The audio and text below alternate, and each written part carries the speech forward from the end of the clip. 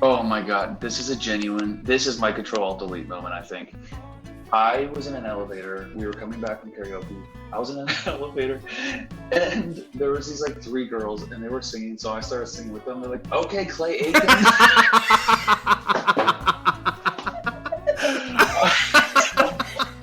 What a deep cut of a reference. Oh my goodness. I was like, why? Why did everyone?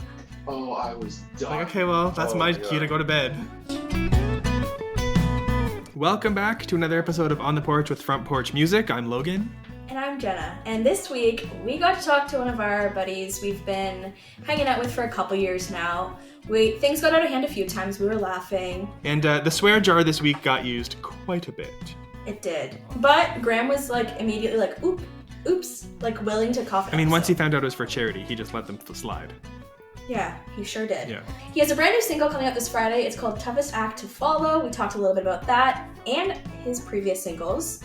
Graham is a songwriter at heart. He's also a musical theater actor at heart, and we just love him. We had a great conversation. So here's our chat with Graham Scott Fleming.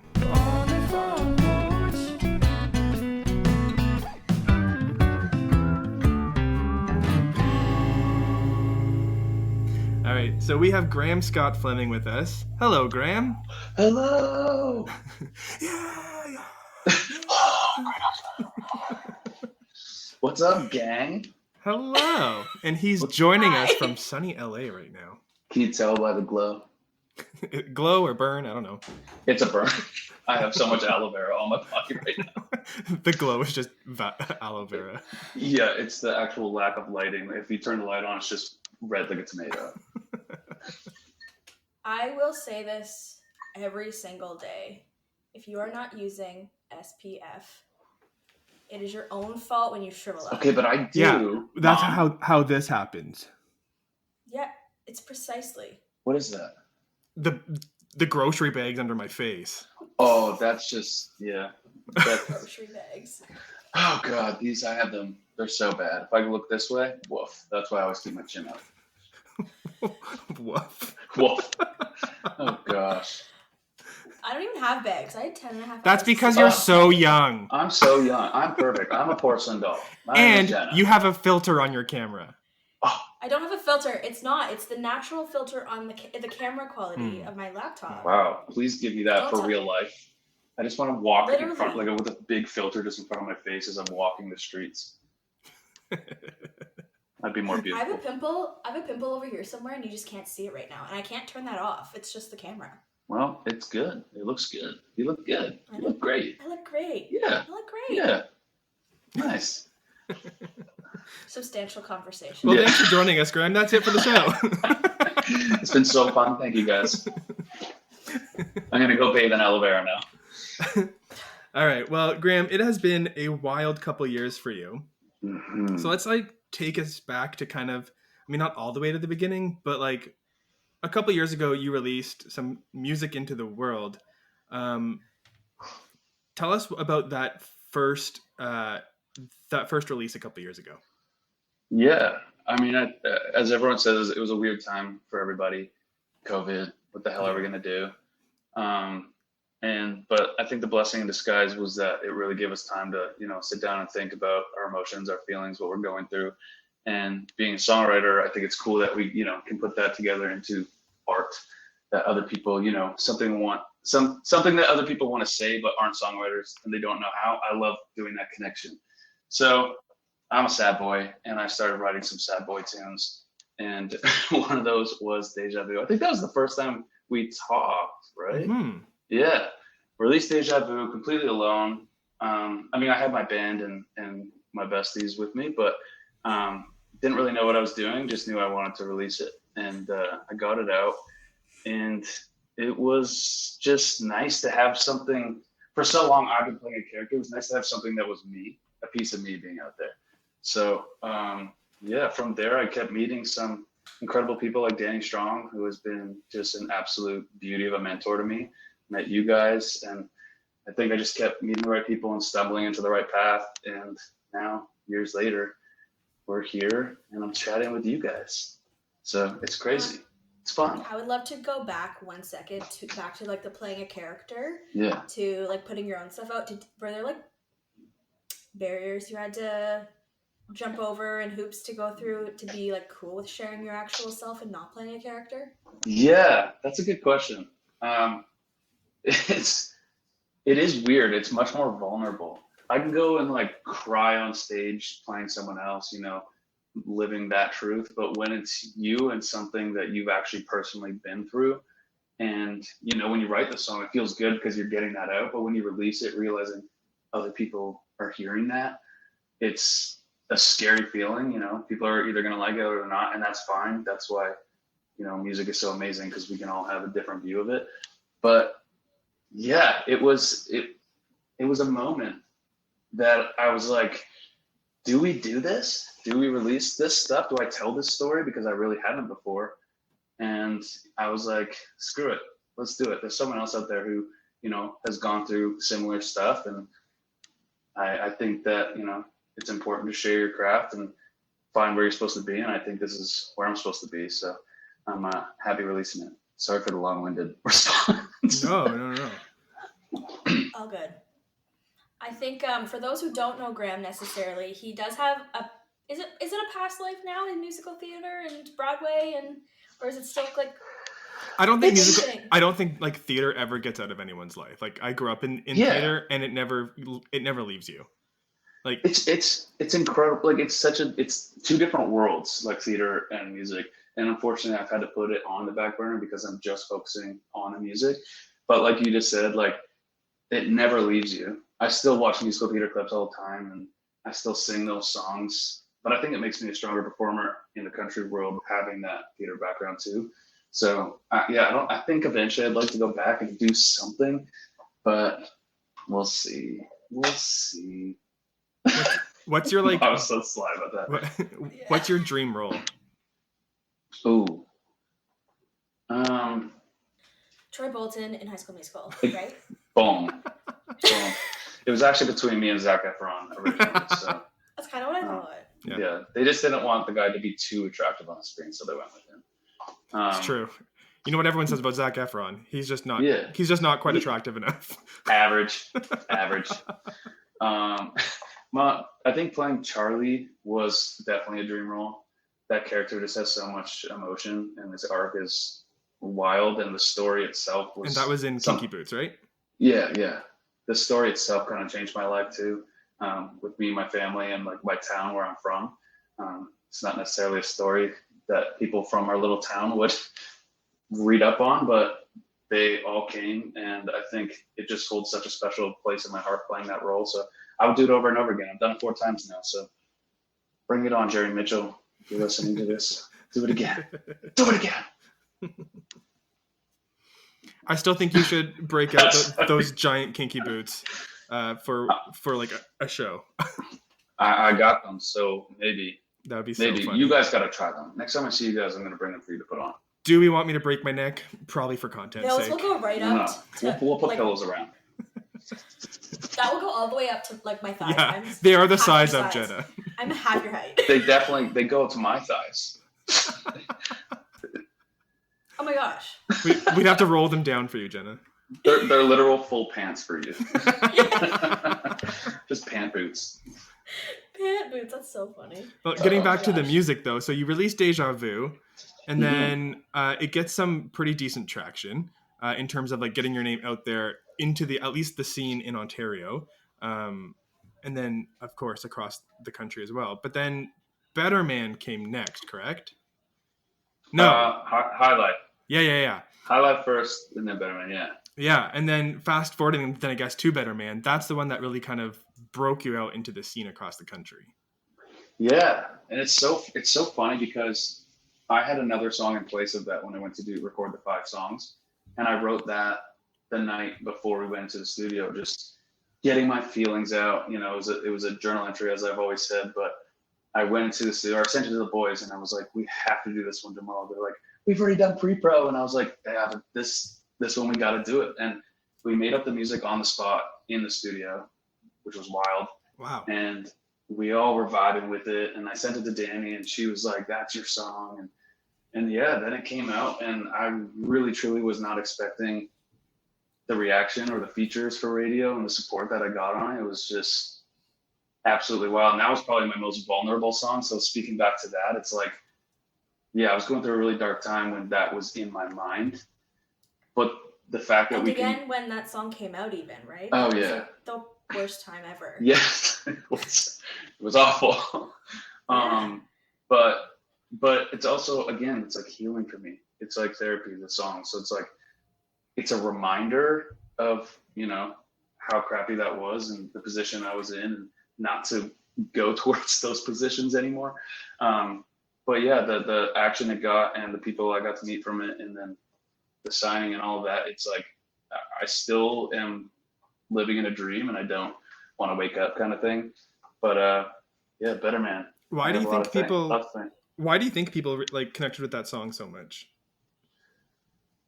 I think it's because it's very relatable, in a sense that we've all been in that spot in one way or another, whether it's been through relationship or family or whatever. We've all been in that spot where we just are not seeing the light. We're not seeing, you know, the moment, but it's something that we're also scared to talk about and get as deep with our friends, with our family. We don't really talk about, you know, mental health and where we are. We always just say we're fine, we're okay. And I think stating that in a song and also giving it, you know, a voice, you know, with the chorus, letting it soar, I think that it allowed people to, you know, open up. For me, it allowed me to just like openly let those feelings fly. And I think if you hear it yourself and you're feeling in a similar way, it's something you can, you know, belt out and feel as well. But I don't know, everyone's been so kind about it. So it's an awesome like reward, I guess.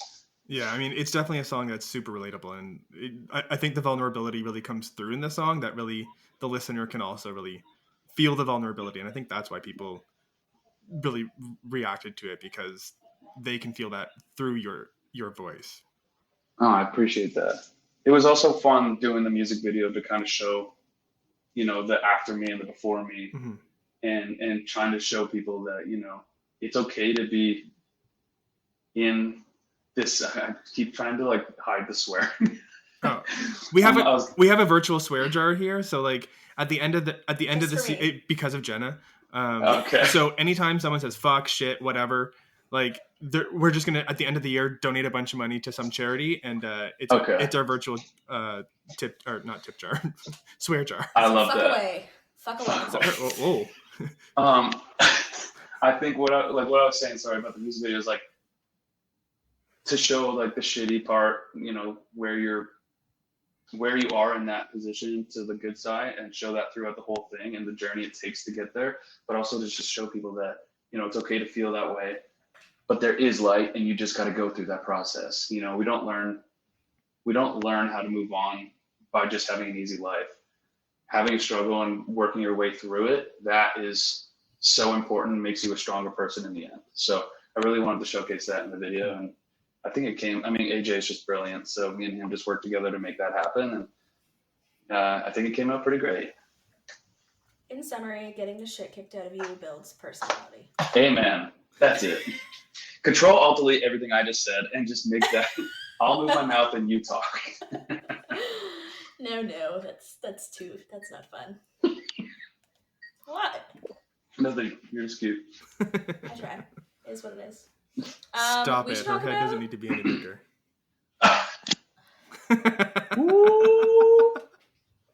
Honestly. The shade coming through the screen right now. The shade room. It's perfect. Stop it. Stop it. I don't even remember what I was going to say now. Uh-oh. My bad. Literally my bad. Oopsies. Whatever. It's fine. Oh, I want to talk about the fun. Let's talk about a fun song. Yeah. I'm in an emotional hole now. Let's pick this shit up. Yeah, let's, you're in LA. The sun is shining. Not that you get to be outside right now, but let's talk about Life of the After Party. Yeah. So fun. It's so fun. It was just like a change of pace, you know? Well, I needed that. And that's why I called Lydia and Robin. And I was like, guys, we're all good with the sad songs. Let's write something like upbeat. I need a summer upbeat song to like again, get me out of this funk. Well, we all also needed it too from like just the state that the state that the world was in. Yeah, no, it's true. And we were like, let's write a fun song about, I can't tell you exactly what it's about, but I can tell you that it's just a fun, sexy time song. So cryptic. You started this today. Oops. No, but with when I say I can't say it, it's because the music video really describes what's going on, but you have to watch the music video a couple times to see. Oh, I think we had this conversation. Yeah. You're like, I watched it. And You I'm got like, a new "Watch it guitar, and you were like, "That's what you picked up from that." I was like, Jenna. It's so fun. But yeah, I love leaving. I'm not trying to be Taylor Swift, but I just like having fun with these videos. And there's a lot in Better Man too that people still haven't got. But yeah, I'm it's gonna have to fun. go It's back. interesting. Yeah, there's certain things on the ground. There's little moments. I don't like telling you, but I like when people reach out and they're like, I found it. I know why. Love it. But yeah. So Okay. you have to go watch. Gonna. Why have you done this to me again? You're like, you got a new t-shirt. I know it. Another new guitar. Yeah. Did you get a fresh haircut for that one? I did. You caught it. That was the Easter egg, the fresh haircut. Okay, great. I'm not going back. Yeah, you nailed it. Moving forward, I wanna know about like, so we kind of first talked. I forget when you and I first talked, but like it felt like you were gradually joining kind of like the Ontario Canadian country music world, and then at the CMAOs you were just like everywhere, and everybody knows Graham and everybody loves Graham. So like, where did you kind of start and like build out your humans? I've worked with the boys that I'm working with the Agenda since 2016. They were my original band. And then I went into acting, came back. But I actually just went to see them do, I think it's Nicole Ray's show, the Harmonia Fest. I went to see that, and because they were there, and then I met Dave Woods, and he was doing the live rounds. And Emily reached out to him and asked me to get into that. That was my first time playing as a country artist here in Ontario. I've always played in New York and stuff, but and from there I was like, oh, this is cool. And not only is it cool to play, the family is really cool. Everyone is so supportive, and I really was not expecting that. And everyone kind of kept reaching out a hand, and I just kept grabbing it. And it's okay to ask for help, and people were helping, and I went for that. Then maybe also at the awards, I, bought a lot of people tequila shots, and that also helped me talk to people. We got to go talk to this guy. He's buying people tequila, so let's go talk to him. Okay, it was so fun though, and like I just said, like everyone's a family. Meeting you guys, it's like I felt like we've been family for years, and that's just the way the whole country scene feels. And I don't know, I just kind of quickly got immersed into it, and I'm so thankful, and it's awesome. I get to drink tequila with people who like country music. I've lived in big cities for too long now where people aren't loving country music, and I'm like, but wait, let me send you this song or this song, and they're like, oh, that's cool. So just to be with country people that I don't have to explain that to, it's nice. I honestly did that when I got a new day job, and the CEO was like, I looked you up. Like, what are you doing in the country music industry? And I was like, what do you want to know? What have you heard? And he's like, I really don't like country music, but like, do you have any good recommendations? I'm like, that sets me up so piss poorly. Like, I'm not going to give you anything. But I was still in my interview, so I was like, of course, I'll send you something. So I sent him. And you're like, Graham Scott Fleming, better man. Okay, I didn't send any Canadian music to him. Jenna. So I was like, okay, so you're incriminating yourself here. Supporter of Canadian country music. Okay. Don't you know we're with Front Porch Music? Jesus. Okay, I'm talking to a Canadian artist. So I sent him a very particular like sub genre that I knew he would like vibe with. That wasn't like super, like. It wasn't like hillbilly country. We weren't singing about tractors. It was super vibey. And he's like, I love this. And I was like, right. So now we have this music channel in our company chat, and every time somebody releases new music, I always just send it to everybody. I'm like, hey, this is Oh, my I friend. love They're like, I think that.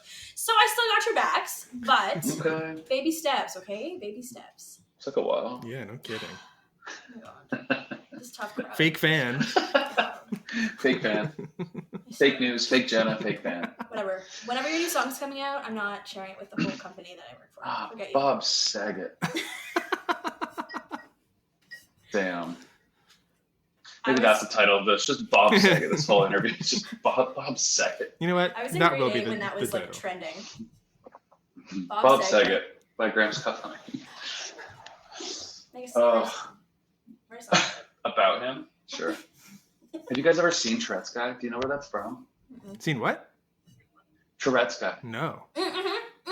Yeah. He says he's Yeah. like, Bob Saget. Graham, what are your thoughts on like laugh tracks and sitcoms? You're I setting like me up here, Jenna. sitcoms. Uh-oh. I'm setting myself up really because I have the unpopular opinion. I like sitcoms. I don't care for laugh tracks. I think it's a little cheesy sometimes. Depends though. Sometimes it actually makes me laugh because I think laughs are so contagious. So then when I hear a good one, I like start laughing, and then I don't know what I'm laughing at anymore. Yeah, like I need a laugh track. I need someone to tell me when to laugh. I mean, I'm exaggerating, but like I love a sitcom. I don't care what the sitcom is. I'm gonna love it. If there's a soundtrack, I'm there for it. Soundtrack, a laugh track. Do they I'm there for still it. do that? I don't. Yep. Oh, No way. you know what show? No like, way. Is it Modern Family? That's a sitcom. Yeah. Well, technically a They have- sitcom, yeah, but they don't have a I laugh feel like track. they have. They don't. Okay, that's. Why is the camera shaking in the 21st century? On these like sitcoms, I'm so confused. Oh yeah. Yeah, I know what you're saying. Like that's. I think they're trying to make it look like real Yeah, life. like a document, I don't care, like I a hate it. I like know a it's Real not. Housewives kind of thing. I hate it. Exactly. I hate laugh tracks. Yeah. I only recently gained any form of respect for Friends because those weren't laugh tracks. Those are real. Those are real laughs. I Yeah. learned yeah. they would redo a scene and rewrite scenes until they were funny enough for the crowd to be laughing at them. And I was like, fine. That's cool. Yeah. I like that. I At still least hate- you know it's genuine. Yeah. Or just the audience was so sick of it at that point they just laughed their asses off. We've been here 8 hours. I want to go home. Ha ha ha. You know what? That's probably it. That's funny. See, that's funny. I've always wanted to go to like a sitcom taping, but then I've heard stories that they can go on for like 8 or 9 hours. And I'm like, Yeah. my bladder can't. So back to your music. So we had Life of the After Party. I play music. What? Who? Graham who? What? Oh no, my dog is taking my earbuds. Come back. This is going soft sideways. We're a mess. We're a mess. I got them back. Okay. But yeah, after Life of the After Party, You got it right. I sorta. We have Some Days, which I think is Rascal Flatts as. I loved that song so much. So do I.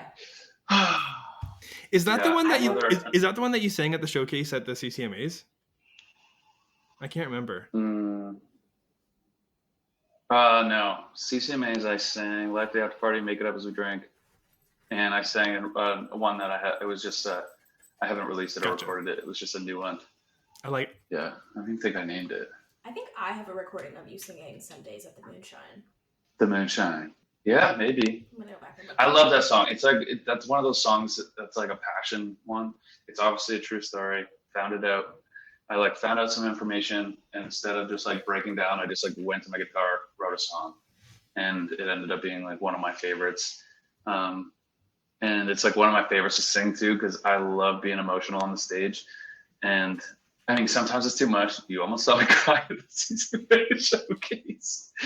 That was hard, but yeah, it's just fun. The band loves it. We all groove. And again, I think it's one of those things that people can relate to. It's just such a simple concept. It's not wordy. It's not, too deep. It's just straight to the point. Sometimes that's all that needs to be said.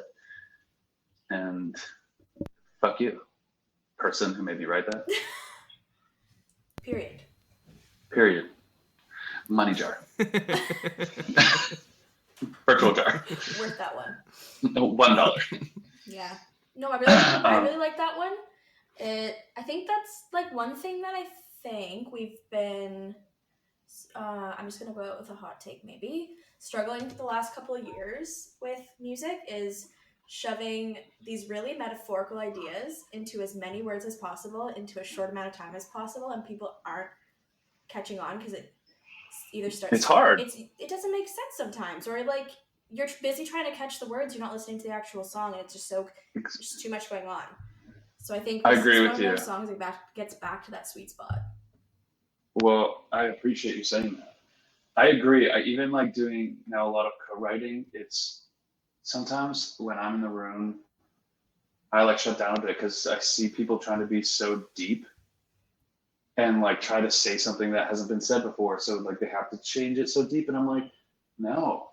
In my head, like as long as the song flows, it gets the point out and it's just dialogue. The audience is going to pick that up more. Audiences, when they come to concerts, just want to sing along.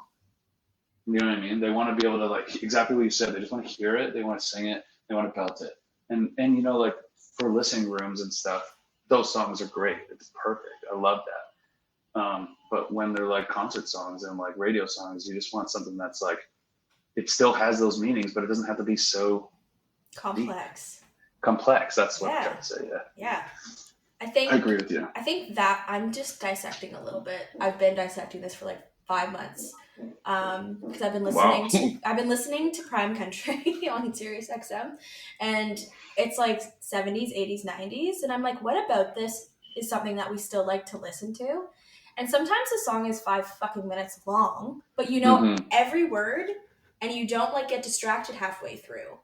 And I'm like, what is that? And it's like, the words, like a George Strait song from the 80s, is like, you know, every single word and you're screaming along, or it's just me. It's not just me, but like, it's so simple. You're the story makes sense, you know? Well, nowadays we're competing for people's like short attention spans. Like, especially with radio, when you don't, like in radio, what kills radio is someone changing the channel.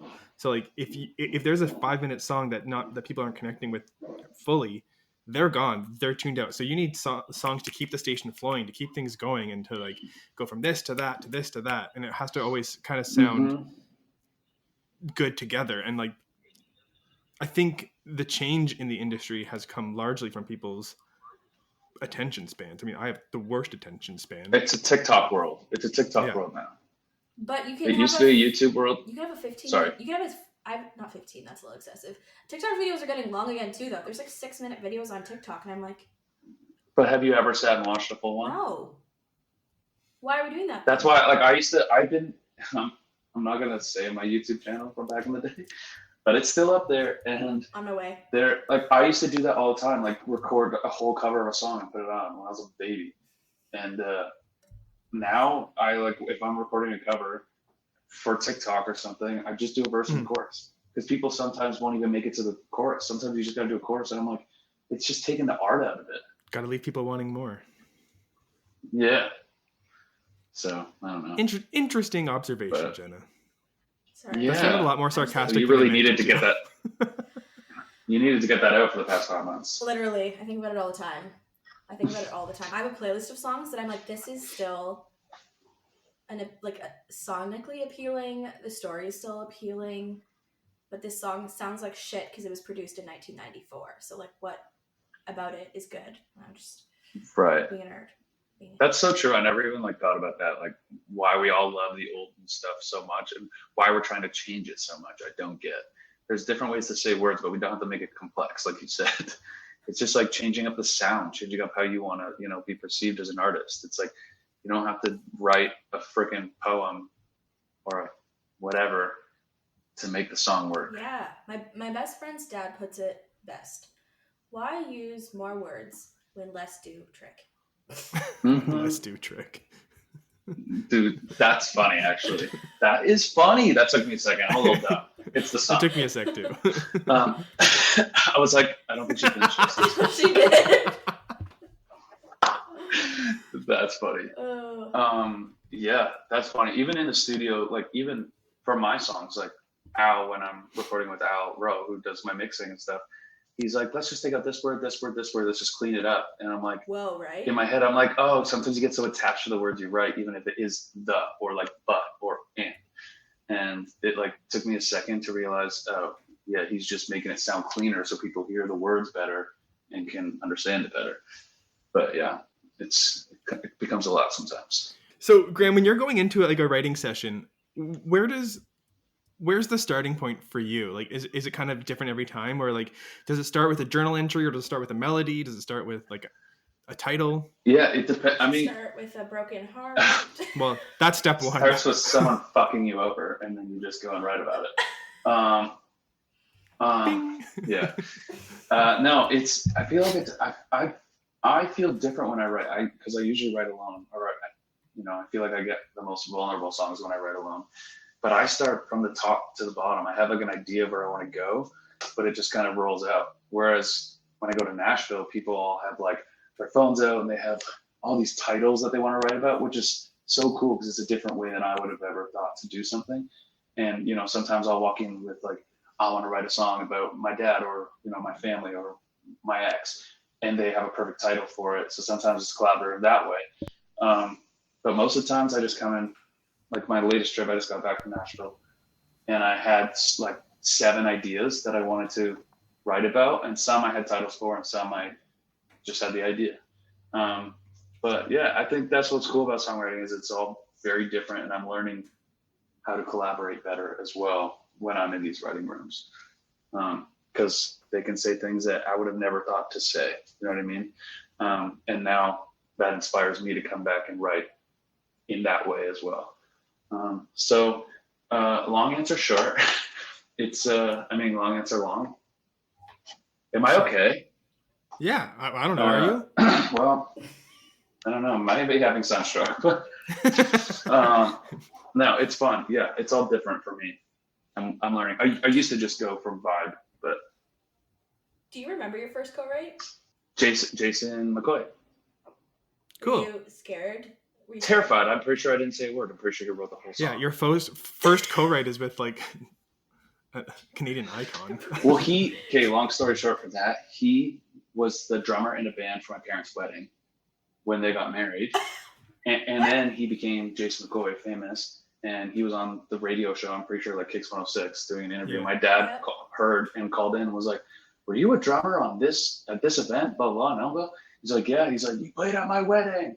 And then they became, I don't know, buds, and my dad wired his house. And I'm pretty sure my dad like gave him, I don't know, some sort of, he's probably like, I won't charge you for this if you write a song for my son. And I remember the first time Jason called me, I was like, hi. And we wrote a song. I actually recorded it. It was on my last EP. But yeah, it was pretty wild. We've done one since then, but that was my first, and terrifying. And I still get terrified. But did you participate the second time? Yeah. It's weird because with certain people you feel more comfortable, and the more you write with certain people too, you obviously open up. Like Lydia Sutherland is a juggernaut in the writing world, and now I'm so comfortable with her, I will spew out like a feeling, and she's like, oh yeah, and just like write a song.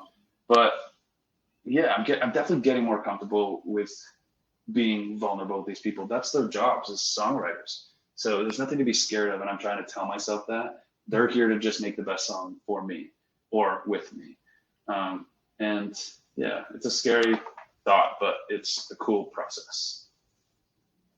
Yeah, the process to me just seems very overwhelming. Like it is a lot, especially for me as like I would call myself a songwriter, but I'm not like Lydia who can do 4 songs a day, or anyone in Nashville who could do that. So this last trip to Nashville, I booked like 2 writes a day, and at the end of it, my brain was just like exhausted. Oh yeah, trying to think of so many words and how to say something over and over again is crazy. But it is cool to think like I went there with nothing and I came back with 8 full tracks that I love. So yeah, wow, yeah, it's cool. I don't know where I was going. But that's okay. I don't remember songwriting. Did you Did you contribute the second time? People who make you come. Yes. Yeah. Sorry, we got there. We made it. Oh my gosh. It's not even that late for any of us right now, and it's just like, what are we? No, it's happy hour right now. Agreed. Cheers. Cheers to nothing. Waters. Empty. Empty water.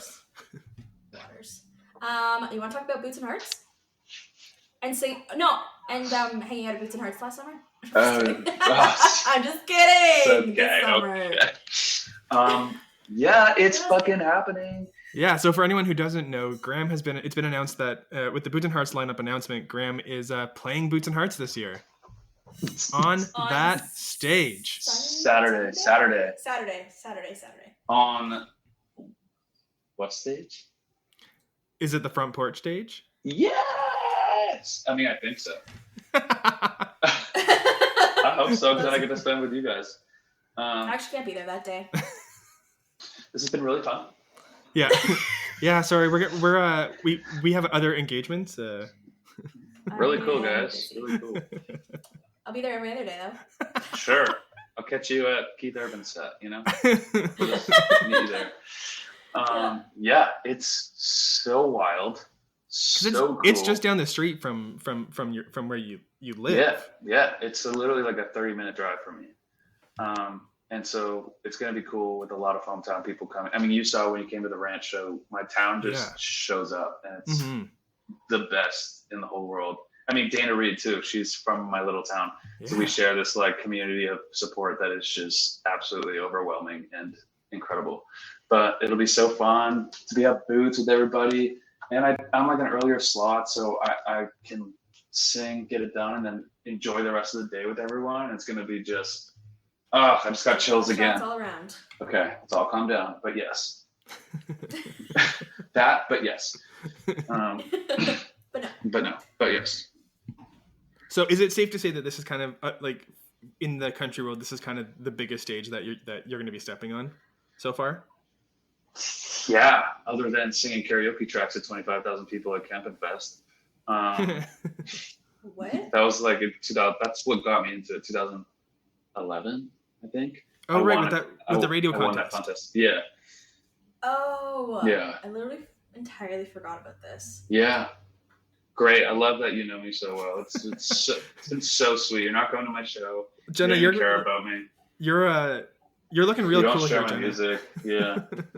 Listen, at the CCMAs, the first year we met, you walked around with your arm around me saying, "She is a great therapist." And people were like, "You're a therapist?" And I was like, No, I'm not. So that's why she's a little salty here, because like she has people calling her every day now. That is Graham said. So funny. Hourly rate? Well, because we had our like first phone call, and I literally just gushed all of my feelings to you, and I'm like, "What am I doing? I can't do this." I think it's important to be able to feel vulnerable, but you also have to learn when to snatch it back. And with you, I didn't have to, so that was nice. No. That's why I said it feels like family with you guys. You do have that effect on people, Jenna. I don't know how, but even with me. Well, because she doesn't care about you. She's just there listening. It's just what it is. She doesn't share my music. That is the most backhanded compliment I've ever heard. She listens because she doesn't remember it. You know what I mean? She's just like, and it's like, oh, that was so nice. No, Jenna, you're a very good listener. She is. I was going through a shitty time then, and she literally. I love that every time. Oh yeah. You did make that moment feel a little easier, and it's actually wild. Where I am in LA is where I was staying when I was talking to you last time at her house in New York. Yeah. No way. Now she lives full here. Circle. Yeah, full circle moment. That's wild. Mm-hmm. Is it weird? That was what is that noise? Not me slyly pouring a seltzer. Water? Yeah. A seltzer, not even a water. A seltzer water. You're sunburnt. You should be hydrating. That's what water's for. I am. It says in here, it's bubbly water. No. Have you tried caffeinated bubbly? You're in the US of A. You should. What do you mean caffeinated? Isn't that just? You know, like. Oh, like energy drink? Wait. It's almost like an energy drink. It's like bubbly water, like Michael Yeah, Bublé. yeah. Bublé, bubbly. Well, I sang him last night. But what? I sang him last You night. sang him last night. Okay. Feeling good, my go-to. Anyway, sorry. So they have caffeinated bubbly in the USA. 35 milligrams of caffeine Wow. in a little can of sparkling water, and it's life-changing. Well, we don't have it in Canada? No, we don't. Because usually that's all I drink is bubbly. Me too. So that would be Gosh. nice. That means I could. Gosh, That would be that's nice, so I could cut out the friggin' Red Bulls I drink. Oof, I can't do a Red Bull. Oh, Yep. I love me a good Red Bull. I can't even stand the smell of it. Me too. And Oh. also, What's it supposed to 5'1". taste like? that would set me off. Amazingly heaven, God sent water. It does give you Water? wings. It definitely does. I associate Red Bull with cigarettes and my part-time job in university. That's because not my nice. Managers I worked in a retail, and my managers would buy Red Bull because I worked at Sport Check, so they have a little Red Bull counter at the front. They'd go buy a Red Bull, have a smoke break, and all you would smell was Red Bull and cigarettes on their breath. Oh, it's like when people have bad coffee breath. I can't do it. It's Mm. so true. I would rather Red Bull breath than coffee breath. I'd rather toothpaste breath. Yeah. That's probably better. Yeah. Toothpaste. Wow, our conversations today. Yeah, Jason's loving this right now. Oh Honestly, man. go to a convenience store, get a tall can of bubbly caffeinated milk change. I'm gonna do it, and I'm gonna take a picture and post it, and tag you, Good. and then you can share my music with your coworkers. Correct. I'll Questionable. do that, I guess. Yes. Yeah, I'm not doing You'll that. never know. You'll never I know. will never know. That's right. Well, Graham, we are creeping up on the end of our time here. How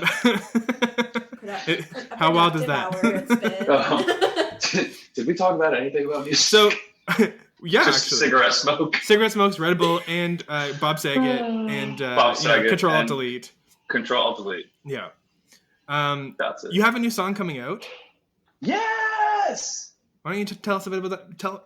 Good God. Tell us a bit about that one. Yeah, I'm super excited about this one.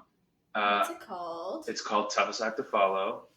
Never heard that one before. I Wow. have. You're about to, because I'll send it to you right after this. Yeah, I'm super friggin' excited. I feel like it's taken me a minute to find where I want my voice and what I want my sound to be. I mean, I love singing multiple genres, and I feel like I'm a blend of a bunch. But I feel like this song is actually the direction of exactly where I want to be. And it came at a really cool time. I was just in Nashville. Madeline Merlot came in the room. Vanessa Marie Carter was there with me, or it was our co-write. But what I really appreciated about Madeline was she dove deep into my music and my background. She knew I was an actor. And so she came in and she's like, I have the best title for you. She knew I was also going through that. And she's like, because I said what I wanted out of this was I wanted a powerful song that is not the sad sense of the breakup. It's like, no, fuck you. I'm the one that's gonna, I'm gonna be the best that you ever had. So it's called Toughest Act to Follow. And she's like, when the lights go down and the curtains close, I'll be the toughest act to follow. I was like, yes, that is sick. And so we just wrote it as like an uplifting song to myself to know that, when sometimes things don't work out, you're not always to blame. There's two people in the relationship, and if you did all you could do and you know that, then you can walk away with a little bit of peace knowing, there was nothing you could do. It was a them problem, not a you problem. And that's how I take it now. So I'm taking a little bit of my power back rather than writing about drinking a bottle of alcohol and chugging a beer and doing keg stands and writing journals. Now this one's like, let's go, game time, let's move on. And the coolest part is it's like, I don't want to give too much away, but it's like 80s synth with like lap steel guitar on top of it. It's a cool And vibe.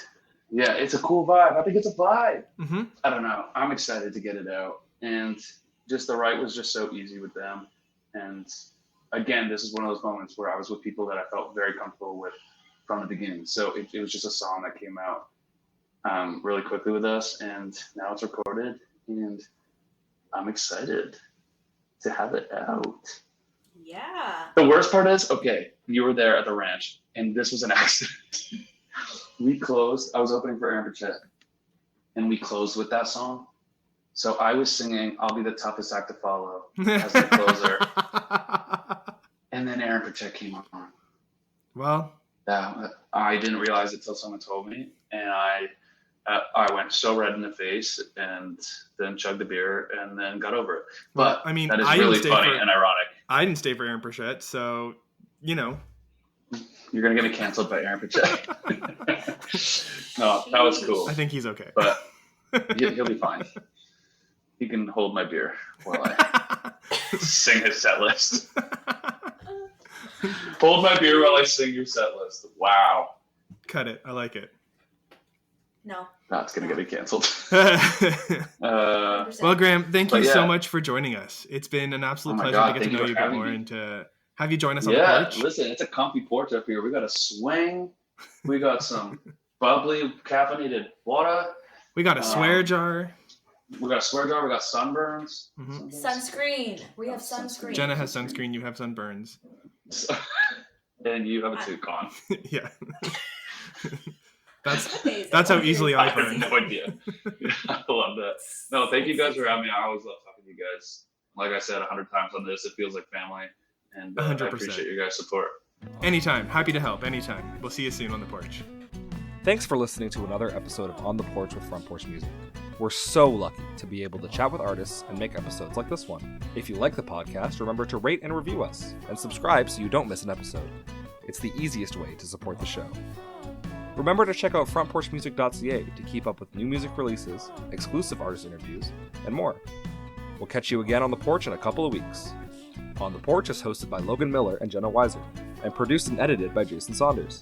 That's me. Our theme song is written, produced, and performed by Owen Wrigley.